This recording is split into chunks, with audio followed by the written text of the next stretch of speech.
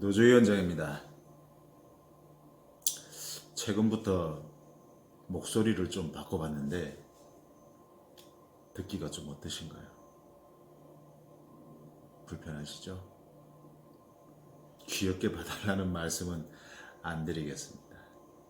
그냥 이런 톤으로 이야기 다 할 수 있구나 이렇게 이제 이해해 주시면 감사하겠습니다. 오늘은 캘리포니아주에 있었던 일을 이야기를 좀 하고 싶어요. 지금 미국 대통령 선거로 떠들썩하죠. 연일 불복 가능성에 대해서 이야기가 나오고 급기야 트럼프 대통령은 긴급 성명을 발표를 하면서 법정 다툼을 하겠다라는 의사를 이렇게 내비치기도 했습니다. 이번 미국 대통령 선거가 아주 큰 관심사였기도 했지만 또 그 중에서 또 관심 있게 이 관련 소식을 기다렸던 분도 많을 것 같은데 캘리포니아 주에서 주민투표가 있었거든요. 주민발의 제22호와 관련된 투표인데요.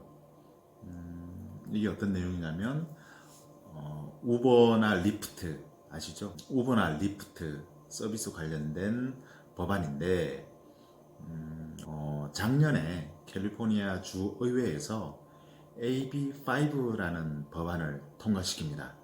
이 AB5 법안이 뭐냐면 그런 우버와 리프트에 종사하는 서비스 노동자들 있죠.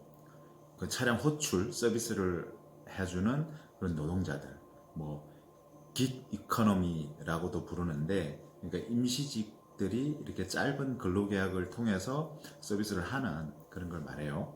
그런 노동자들이 과연 개인 사업자냐 아니면 우버나 리프트에 소속된 그런 노동자냐, 요 부분에 대한 기준이 될 만한 법안이 AB5 법안이에요.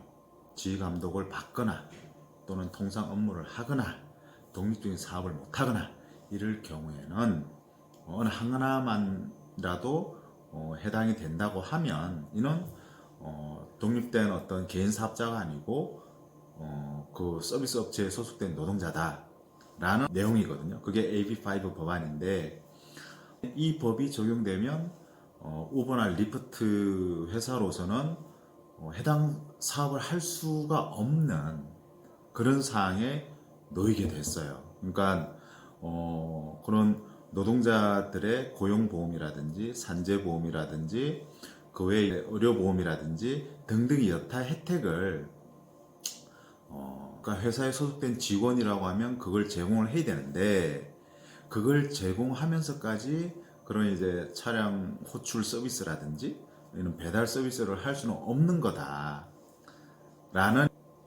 판단을 내린 거죠.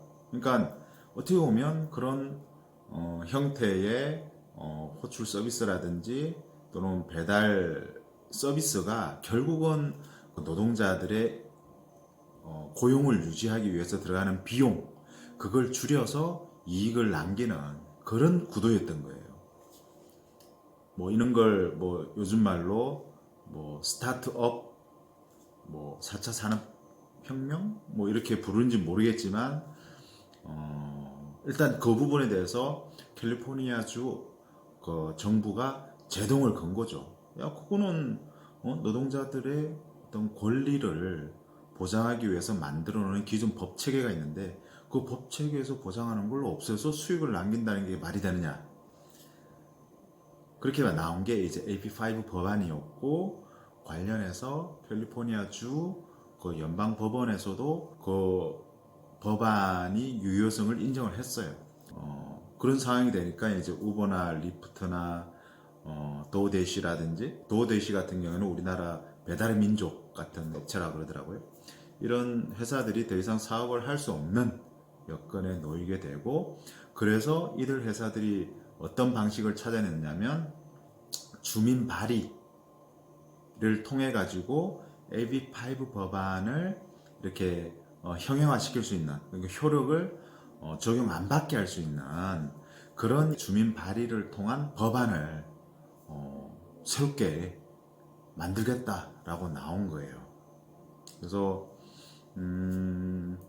그 주민 발의 제22호에 담긴 내용이 어떤 거냐면 그런 이제 우브나 리프트의 운전 기사들이 그러니까 직원이 아니고 개인 사업자로 인정하는 대신에 그런 운전자들에 대한 의료보험도 지원하고, 그리고 일을 하다가 다치면 산지보험도 일부 적용되게 하고, 그리고 최저임금의 120%를 보장을 하게끔 하는 내용이 담겨 있고요. 그리고 하루 12시간 이상 근무는 못하게끔 하겠다는 내용이 담겨 있어요. 나름 열악한 근로 여건을 좀 보완을 해주는 그런 방식의 내용이 담으면서 근로자가 아닌 개인 사업자의 지위에서 사업을 계속 하게끔 하려고 하는 요량으로 이제 주민 발의 제22호를 이렇게 서명을 받아서, 보니까 60만 명 이상 서명을 받아야지 투표에 붙일 수 있는 모양이더라고요.